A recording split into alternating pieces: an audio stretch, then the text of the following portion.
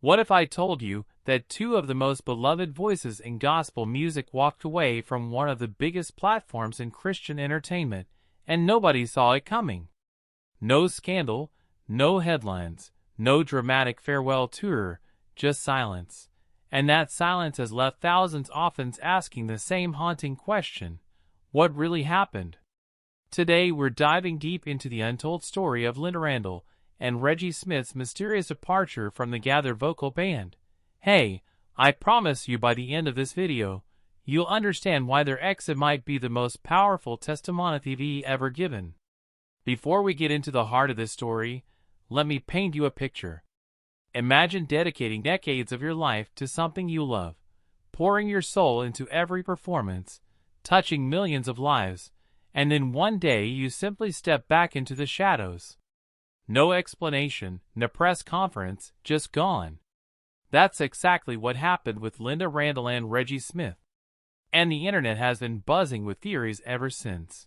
Some fans whisper about hidden conflicts. Others speculate about health crisis or family drama. But here's what nobody's talking about. And it's the thing that makes this story absolutely extraordinary.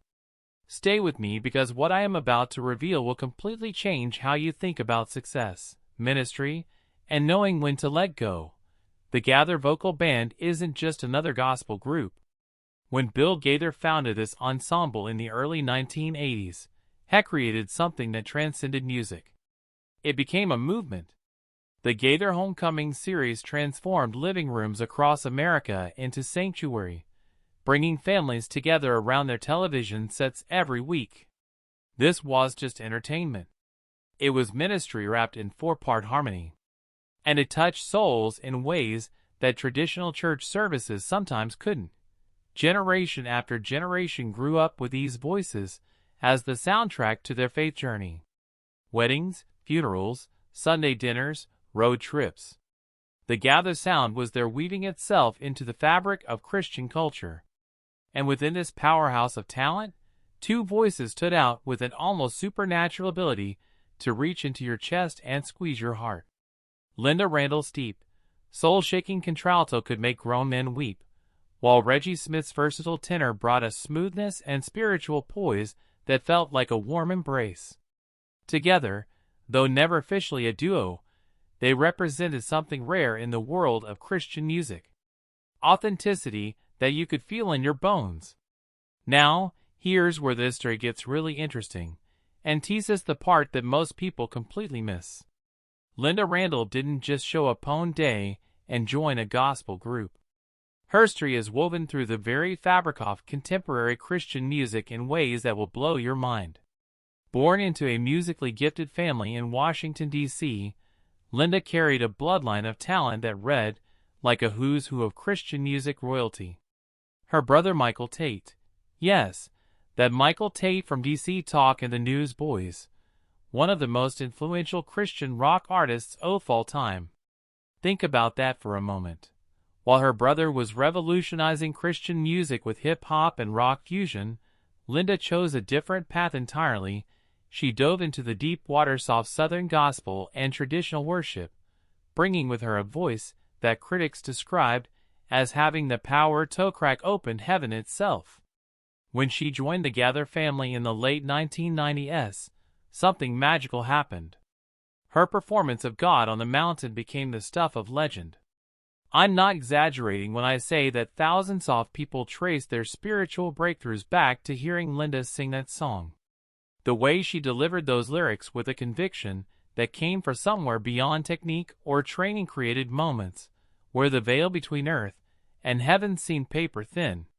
But here's what made Lynda truly special, and this is critical to understanding why her departure matters so much. Lynda wasn't just a performer chasing the next big stage. She was a minister who happened to have an extraordinary voice. While cameras weren't rolling and spotlights weren't shining, Lynda was in the trenches doing real ministry work. She spoke at women's conferences across the country, not the glamorous kind with thousands in attendance, but the intimate gatherings where hurting women needed someone to tell them they weren't alone. She counseled individuals struggling with addiction, grief, and despair. She prayed with people in hospital rooms and living rooms and church basement. This wasn't about building a brand or expanding her platform. This was about obedience to a calling that ran deeper than applause. And that's the first clue to understanding her eventual departure. When you're wired for intimate hands-on ministry, the machinery of largely production and constant touring can start to feel like it's pulling you away from your true purpose rather than supporting it. Now, let's talk about Reggie Smith, because his story adds another fascinating layer to this narrative. Reggie wasn't just a member of the Gaither Vocal Band. He was a musician's musician, the kind of artist that other professionals point to with respect and maybe a little bit of envy. His journey through gospel music reads like a masterclass in versatility and humility. He could sing baritone, lead, or tenor depending on what the arrangement needed. He could step into any gap, fill any hole, make any song work. This kind of adaptability is incredibly rare, and it made Reggie absolutely invaluable to the Gaither organization. Session work, live performances, television recordings, studio albums. Reggie was everywhere, always delivering, always making everyone around him sound better. And here's something beautiful that often gets overlooked. Reggie shared this journey with his wife Leah Love Smith, creating a partnership that fans adored. Watching them perform together had a tenderness to it, a genuine affection and mutual support that reminded everyone what Christian marriage could look like when it's done right. They weren't trying to be a power couple or build an empire. They were simply two people using their gifts together in service of something greater than themselves. The dynamic that Reggie brought to the Gaither Vocal Band went beyond technical skill. There was a spiritual maturity in how he approached every performance, a humility that kept ego at bay. Even when he had every right to demand the spotlight in the cutthroat world of entertainment, where artists fight for their moment and guard their position jealously, Reggie embodied something different. He embodied what it looks like to decrease, so that Christ might increase. He was content to be essential without being prominent, to bait a foundation without being the facade. And that contentment, that security in his identity and calling is precisely what makes his decision to step away so powerful, and so instructive for all of us. Now, here's where we need to address the elephant in the room. Because I know what you're thinking. You're wondering if there was some big falling out, some behind-the-scenes drama that nobody wants to talk about. Let me be crystal clear about something. And I want you to hear this because it's crucial. Lynda Randall and Reggie Smith did not leave together. They were not staging some sort of coordinated protest or making a statement by walking away simultaneously. Their departures happened at different times for different reasons, following different paths. Lynda's retreat from the public eye was gradual, starting around 2018 and 2019. A slow fade rather than an abrupt exit. Reggie's departure came later, in mid-2023, and was more noticeable because Ophie's central role in the band's touring lineup. The timing was different, the circumstances were different. The only thing they had in common was the grace with which they handled their transitions. And this is where the story gets really profound, friends, because what we're witnessing here is something that's becoming increasingly rare in our culture. We live in an age where every departure has to be dramatic. Releasing anything requires all interview, a social media manifesto, or at minimum some shade thrown in Instagram stories. We've been conditioned to expect mess, to anticipate tea being spilled, to wait for someone to break their silence with shocking revelations. But that's not what happened here. Both Lynda and Reggie simply recognized that their season in that particular role had come to an end. And they stepped back with dignity, faith, and trust that God had something else for them. Think about how countercultural that is. Think about how much it goes against every instinct our celebrity-obsessed society has cultivated in us. There were no angry tweets, no cryptic Facebook posts, not podcast interviews where they carefully chose their words, while clearly being upset about something. Just peace, just trust, just obedience to an internal compass that said it was time for something different. Let me tell you what I believe really happened.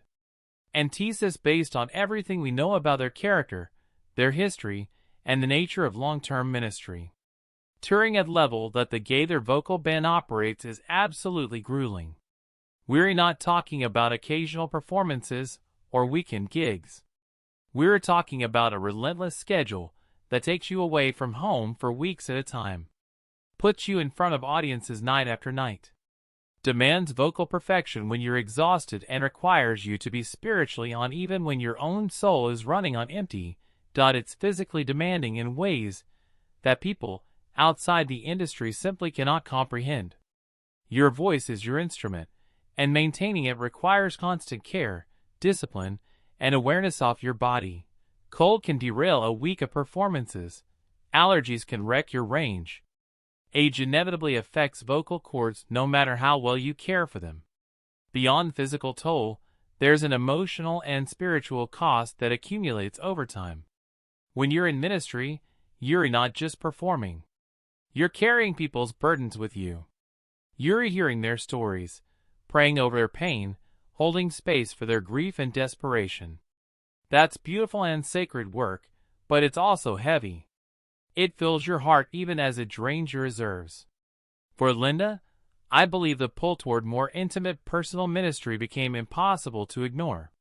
Remember, this is a woman who was never really chasing fame in the first place. Her heart was always oriented toward a one-on-one connection, towards sitting act from someone and speaking truth and hope into their specific situation. The bigger the platform got, the more it may have felt like a distraction from what she was truly called to do. There's nothing wrong with large platforms. Of course, God uses them mightily. But there's also nothing wrong with recognizing that your particular callings to the margins, to the quiet moments, to the work that will never trend on social media, but that changes individual lives forever. Lynda's gradual withdrawal from the Gaither spotlight wasn't running away from anything. It was running towards something more aligned with her truest self and deepest conviction. She didn't need the validation of crowds anymore. She didn't need her name on Mares or her face on album covers. She needed to be where God was asking her to be. And that place was smaller, quieter, and probably more challenging than touring with Athamas Band. For Reggie, I suspect the calculation was similar, but with its own unique elements. As someone who served so faithfully for so long, always filling whatever role was needed, always making others shine, there may have come a moment of honest self-assessment, a moment where he had to ask himself some hard questions. What toll is this schedule taking on my marriage, on my health, on my relationship with God outside of performance mode? When's the last time I could just worship without being responsible for how the worship sounds? When's the last time I felt spiritually fed rather than always being the one feeding others? These aren't complaints. These are the kinds of mature necessary questions that Ionian long-term ministry must wrestle with if they want to finish well. Reggie's decision to step back wasn't abandoning his calling. It was honoring the wholeness of his calling, which includes being a husband, stewarding his health, and making space for personal spiritual growth that isn't constantly tied to production schedules and performance outcomes. Here's something that I think will really resonate with you. And it's something that the church desperately needs to hear. Right now, we have created a culture where visible ministry is elevated above invisible obedience, where platform is confused with purpose, where stepping back is interpreted as stepping down. But that's not how God operates. Scripture is full of examples of God calling people into seasons of hiddenness, seasons of preparation, seasons of rest and restoration. Moses spent 40 years in the wilderness before God used him to deliver Israel. Jesus himself withdrew regularly from the crowds to spend time alone with the Father. Paul had his wilderness years after his conversion, before his major ministry launched. The rhythm of public and private, of pouring out and being filled up, speaking and listening. Thesis woven throughout biblical narrative. It's not a bug in the system. It's a feature. It's how God designed us to function sustainably over the long haul. What Lynda and Reggie have done, whether they fully realize it or not, is modeled this biblical rhythm for a generation that desperately needs to seat. They've shown us that you can walk away from prominent without losing your purpose. They've demonstrated that faithfulness sometimes means saying no to a good opportunity,